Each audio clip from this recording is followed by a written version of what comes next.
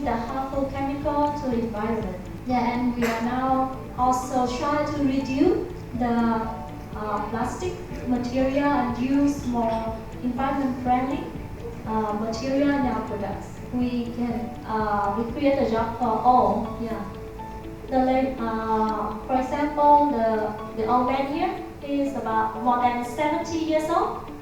Yeah, he can give the guide for the guests to visit our field. He can doing the works on tourism. For example, we take the guests to the field and guide them about the use or the healthy effect of the herbs, for example. And many middle-aged women can do the work on the farm with their experience.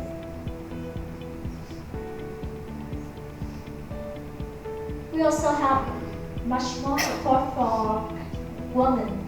Like for the girl who has the small baby, we offer more flexible hours for them. So, for example, when the children are sick, we can let them off without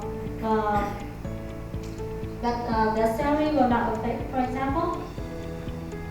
Or they can go to work a little bit late or come back a little bit early. Yeah, it's no matter. Yeah, now we also have some more women working online. For example, the two girls in the picture, they're working on the marketing, selling, and they can work in their home. Not requirement or obligable to stay in the office, so more flexible. Yeah, and and we also thought that the sustainability should start as early as possible, and the sustainable development should start from the kids. Yeah, so we also offer many educational activities for the kids. For example, many children, students from the school can come to our cooperative, and we will tell them about our story, about the tradition of using herbs, about the importance of the green development. Now, this is some picture of many kids coming to our field and explore the herbs and making the herbal product like the herbal soap. We are now selling our products in domestic market of Vietnam, but in the future we would like to expand our business to selling the product to many other, including APEC.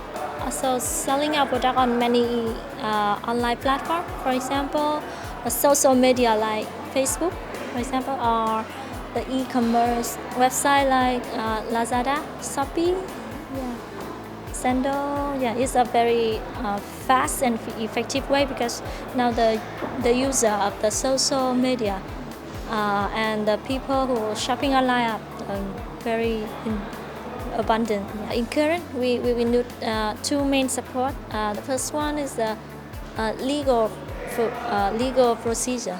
Yeah, the legal step that we need to put our food on the foreign markets because we just have the experience in the domestic one, so we haven't known about the step, the document, the legal requirement to come to other. And the second support that we may need is the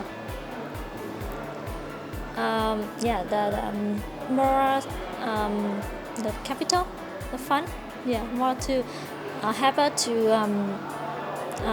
get the certification, because as I search, there's many certification and documentation required for our products to go abroad, for example, because we do the health products, so it requires a lot of certification with quite high price. Yeah, so if we can have the support also on the fund on the certification is also a good idea.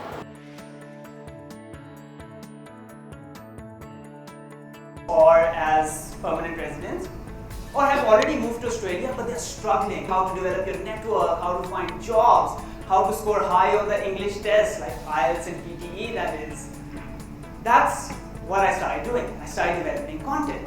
It's not like a migration agent model, that's like the 90s model. We are in 2017 back then, in the age of internet, so I developed a full scalable model. Let me explain how does that work. You see, whenever a typical person goes to, let's say, Australia, Canada, there is a similar journey. You're lost. You don't know which visas to apply. You don't know which English test to give and how much score to get and how to prepare for that. You don't know how to find a network or places or revamp your CV or applying for jobs. It's just a new land. And at each of these steps, there are migration agents involved. There's a business model going on since the 70s. They do the student applications for you or permanent residency applications, and then they charge between $2,000 to $10,000, and it's a pretty healthy business model. But I was going through that stage myself. I was shifting from Singapore to Australia. So I was like, if I'm doing everything myself, how about put up a blog, Australia Yours, and start creating content on it on how to apply for Australian PR, how to score high on the different tests, how to revamp your CV or make your network and just settle in.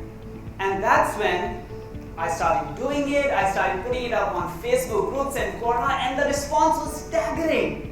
Because I was solving people's problem by giving them instructional content for free, they were saving thousands of dollars on migration agents, fees that they would give, they were sharing it with their other friends. I was like, wow, something is working. But then it was time to develop a business model around it. Because online business, not online volunteer work. You can't just keep creating content and keep giving it away for free. And that's when I realized, looking at like hundreds of emails that I was getting every week, that the biggest pain point that people have is that they don't know how to score high on the test like IELTS. Full age of internet, and I created the first course, famously titled The Ultimate Guide to Hacking IELTS. 16-hour course completely online. I uploaded it, marketed it, and today it was launched in January 2018. Today it has been taken by 2,000 plus students. Since then I've launched another course called Ultimate Resume Makeover, helping people to get jobs. It's to say that there is another way, an idea that not many people relate to online business, and that is content-based internet businesses. Share that information. If you know how to stay fit, eat right, if you want to know how to be, if you want to have opinions or experience in how to be productive, manage workload, if you have opinions on how to travel, how to plan travel, how to pack better, how to cook better, any single thing you are thinking of or is part of your life, in the age of internet, you are a thought leader in that.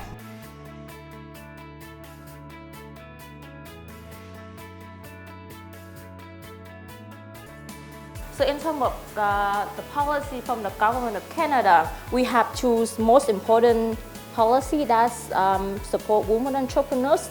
The first one is Canada Feminist International Assistance Policy. This is a historic achievement of Canada. And the second one is Women Entrepreneurship Strategies.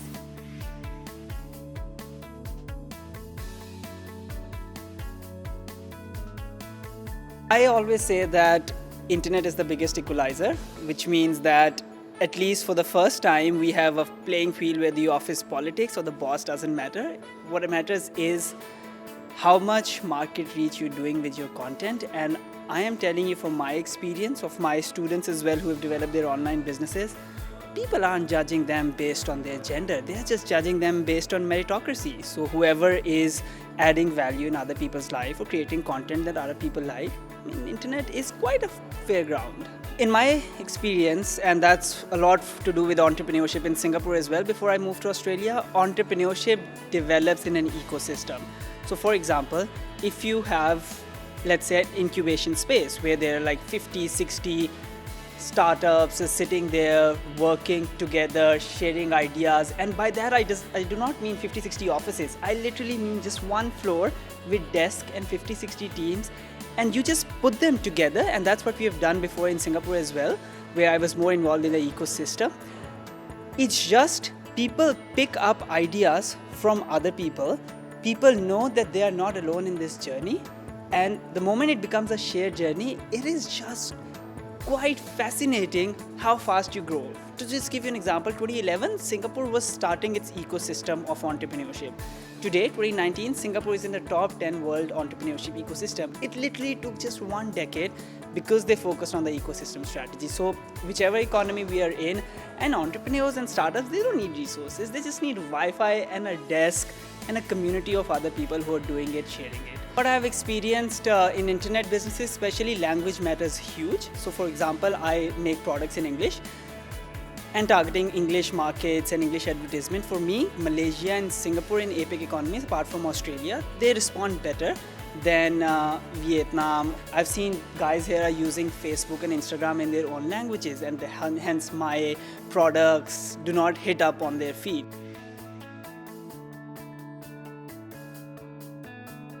In university, more female graduates leaving the university, but we don't have enough female leaders at the C-level. We may have almost the same amount of male and female at the entry level of any corporates, but somehow at the childbearing age, somehow at the age of about 28 to 35, many women actually drop out of work because they want to care for the family, or they have family commitments that they need to take care of somebody. So they put their career at somewhere under the table and they go care for the family. 8 years later, when they want to return to a business or return to the corporate sector, of course they can, but of course, as well as technology has been moving forward, that female may not be able to return to the workplace. It's different with TV advertising, where in TV advertising you just watch and then you get aware by the brands. But with digital marketing, you ask the consumers to do an action. So for example, for the real estate brand, we look for whenever a customer searches for condominiums in Manila, we want them to click on the ad and then inquire with a sales team. So similar with e-commerce, we've seen a lot of ads on Facebook, Instagram, and what these marketers want is to click on the ad and then go to the website and purchase. Perhaps in Southeast Asia economies, in APEC, maybe they have some kind of marketplace that might be facilitate with the buyers and the sellers. And then I think that's the safest way for us, the customers, to do the transactions there, because part of it, because when you transfer the money to the sellers and it's not directly to do that, and as a sellers you get some kind of facilitation, just like an ease in the logistic process, and then they can give you some discounts if you want to ship your goods. I think women should be getting a support in terms of financial. I don't know, and it might be a lot difficult for the entrepreneurs to get a financial support for the regular banks or regular financial institutions. For example, program for supporting industry, as well as we have a training also for the business management, and as well as the women also.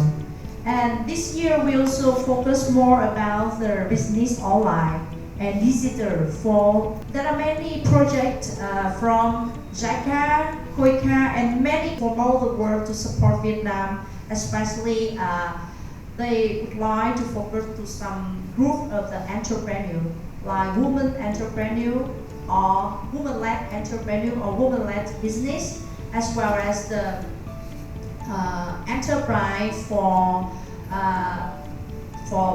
they want to support that Vietnam enterprise to be matching with the foreigner company to do business.